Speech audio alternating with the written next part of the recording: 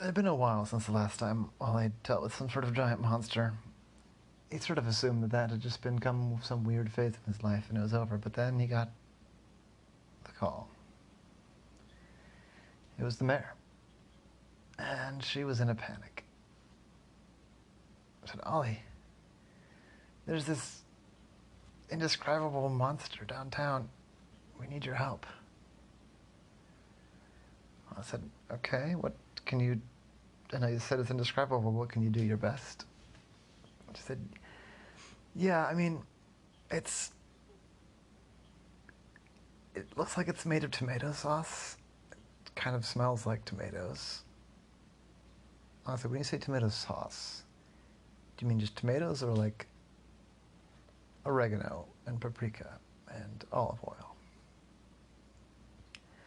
She said, I mean, with oregano and paprika and olive oil and basil and things like that, it's weird, but not, I guess, a whole lot weirder than the giant gummy bear you dealt with, so that's why we thought of you. I said, all right. How big is this thing? So, well, it's not as big, thank goodness, as a gummy bear was, but it's still big. It's probably 4 stories high. And it's, for one thing, making a big mess everywhere it goes. But it's also been smashing windows and stepping on cars and scaring people. It's kicked in a few storefronts. We don't know what to do. I said, all right.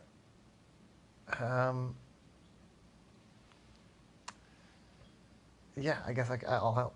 Can you send someone to come get me? He said, yeah, absolutely. There'll be a police officer outside your building waiting for you any minute now. I said, all right. So Ollie got a few supplies and headed outside. And just about as soon as he got, out front of his building, a police car, siren blaring, pulled up. As soon as it stopped, it turned off the siren, and the officer got out, started looking around. Said, oh, you're Ollie the Octopus, right? And I said, yep, that's me. I said, hey, I'm your ride. Hop in. So I went around, opened up the back door. Said, no, you can sit up front. You're not being arrested. You're here to help. So I went around and sat in the front seat. And they started driving. I said, well, hold on, where should I take you? Do you want to go straight to the monster? Well, I said, yeah, I think that's a good place to start. How close do you think we can get? Jason said, well, we got to be kind of careful. It's smushed a couple of cars already. I said, when it smushed the cars, how bad is the damage? The police officer said, that's a good question. I'm not sure. They're all like covered in tomato sauce, but as far as like being crushed, I actually don't know. We'll investigate that. Let me write that in right now. Actually, that's good information. So we radioed in, hey, can someone take a look at some of the cars that got stepped on? Brush away some of the tomato sauce and tell me what kind of damage there is. And that voice on the radio said, Roger, on it. This is 425.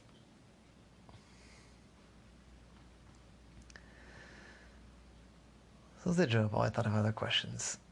I said, so, how did this start? The police officer said, we're not sure. It's like all of a sudden it was just there. I'm not sure it had to come from somewhere, but where? I don't know. We can't really find anybody that says that they saw it climb out of a truck, or they saw it come out of the sewer, or they saw it come out of one of the buildings or anything like that. It seems to have just come out of nowhere, but I'm sure it couldn't have. It had to come from somewhere. I said, all right, what's your name, by the way? Oh, I'm Jim. Jim Hale. I said, all right, Jim, yeah. Yeah, well, take me straight to the monster. Let's see if I can get a close look. Oh, and what have you guys tried? I said, oh, well, we tried shooting it. It didn't do anything. We tried tasing it. That did seem to bother it, but not very much. Teasing? Like zapping with electricity. Oh. We tried tear gas, but they didn't burst. Well, it's really pepper balls, I guess, not tear gas. We tried pepper balls, and it just seemed to pass right through. And what else did we try? One of the guys tried to ram, but his car got wrecked. It just sort of spun out of control. So, yeah, that's what we've tried so far. Did the guy die? No, he didn't die. No. Like, he spun out on the tomato sauce before he even got to the monster. He just wrecked his car. He is fine. Did the people got smushed die? Uh, In the cars? Here, that's because Ollie asked that same thing. The officer said, no, there doesn't seem to be any fatalities yet, thank goodness. The monster stepped on some parked cars, and it sort of, kicked some cars that had people in it, but doesn't seem to have killed anybody. So that's good. There's been a couple of injuries, but mostly just people slipping on the tomato sauce. It's mostly just doing property damage. Well, I said, all right, well, that's good. I said, yeah, no, that's a mercy for sure. So then they pulled it up, and there was this tomato sauce monster. It was like 3 3¾ story high or so. Bright red.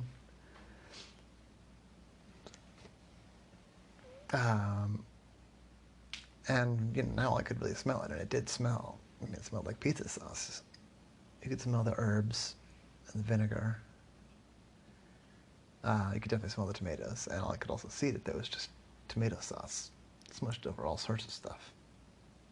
Some of the walls of the buildings and windows and the ground and some cars. Then he saw something that he wondered if he'd see, but there it was. There were birds and rats and dogs in various parts around the scene eating the tomato sauce.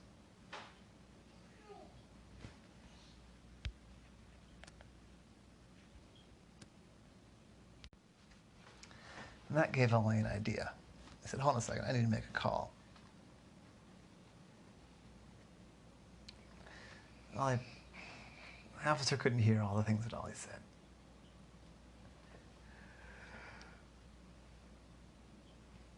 But he could hear Ollie say, yeah, get everybody. We need all hands on deck for this if it's going to work. Then he hung up. I said, I need to get a little bit closer. I need to taste this stuff for myself. I need to see if this is really tomato sauce or if it's just something that looks and smells like tomato sauce. Like I said, okay. I mean, there's some right there. I said, all right, fine. And he dipped a tentacle in there and put it in his mouth, and it tasted like good pizza sauce. I said, all right. And I need another piece of information. I need you to fire some rounds at it. If you have a paintball gun or something, that would be better. But if all you have is your regular gun, that'll have to do. I said, all right, what am I aiming for? I said, well, it's just the thing. I want you to fire into a handful of different areas: the head, the neck, the shoulders, the chest, the belly, the hip, the crotch, anywhere that could be big enough to hold like a control module or something. And actually, if you have a paintball gun, it'd be a lot better, because if there's a person in there, we don't necessarily want to hurt them. Just then the monster punched this building and broke 4 windows. Stop it now. Stop. I said, well, yeah, I guess. It's damaging property, but it hasn't hurt any people. But it's on the borderline here. It's endangering people. I said, I know. Doesn't mean it's lethal force is justified yet, though. I said, all right, I do have a pepper ball gun here, so I'll use that. Well, I said, "Are you a good shot?" I said, "Actually, I'm one of the best with the pepper balls. So you picked the right guy for this." The officer took out the pepper ball gun, which was very much like a paintball gun. Put the ammo in. Then he started firing. He shot at the head. Boom, boom, boom. Seemed to hit nothing. He shot at the neck, the shoulders, and the chest, and the belly, and the hips, and the pelvis area, and the upper legs. In all the cases, he didn't hear any clanks. He usually saw the paintball or pepper ball come out the other side and smack into the wall behind him. It's actually a lot of pepper ball dust. Out and about now. Because of that. I said, "I don't think there's anything in there. I think it's just solid pizza sauce." I said, "That's perfect. We need to distract it. I need about another 20 minutes. I have an idea. Give me your taser." I said, "All right. Don't tell me I did that, but yeah, here you go." Great. Ollie climbed up as quick as he could on one of the buildings, and when Ollie wants to, he can climb pretty quickly. He positioned himself so he was up, over and above the monster, about 10, 15 feet above it. He's hoping that the monster didn't notice him until it was, until he put his plan in action. So he took aim with the taser right at the monster's head. And when he was ready, he pulled the trigger. The two little darts with the little wires came shooting out and splorped right into the head of the monster, and it started zapping. And all I could see the monster respond to that. It didn't like that. It flailed around and it shook, shimmied.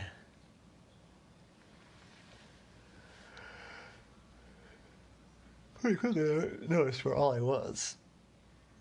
So Ollie had to drop the cartridge and scramble up the building higher. And that was where Ollie learned something new about the monster. Because as Ollie climbed higher, it stretched itself out. And Ollie had to keep climbing faster and faster. I got all the way to the roof and scrambled over and climbed on the other side without the monster noticing it. This monster was still going after that building. He was slapping it, banging it. It wasn't doing as much damage now that it was all stretched out, but still. It was a weird monster. But right then, so the cavalry arrived. 5, 6, 7 big trucks rolled up. And they opened up their backs. Inside was so much garlic bread. You would not believe it. All different types. Garlic bread made from sandwich bread, garlic bread made from baguettes, garlic bread made from bagels, bread made from all kinds of different things. And there it all was. I said, "All right, that's halfway there." And then some buses started to arrive, full of college students. I said, "Perfect." I said, "Everybody wait here. I've got this theory. I'm going to have to be the dummy for it. I'm going to have to be the test monkey." I said, "What are you doing?" I said, "I think this monster is all pasta sauce. I think it's not nearly as dangerous as we think it is. I think we can beat this monster by eating it." With that, Ollie grabbed a piece of garlic bread, started running toward the monster. The monster saw him, started flailing his way, and Ollie dodged a couple of strikes, where the monster was trying to hit him. I figured that would still hurt, even if it was just pasta sauce. It got in close. He took his piece of bread, he dipped it in the monster, and he turned around so people could see him, and took a big bite. With that, all the people on the buses rushed to the trucks, grabbed the bread, and all at once they charged the monster. armed with bread and hunger. They swooped in, and the monster didn't know what to do. It swiped at a few people, it knocked a few people over, but it was overwhelmed by all these people dipping bread in it.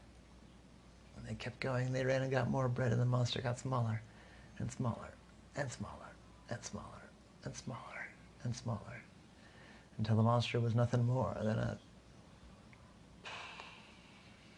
hip height little sauce person. Finally, the monster raised both of its hands in surrender, and everybody backed off. Full, messy, but victorious. The monster got down on its knees and put its hands behind its head and just waited there. I wasn't quite sure what to do at this point.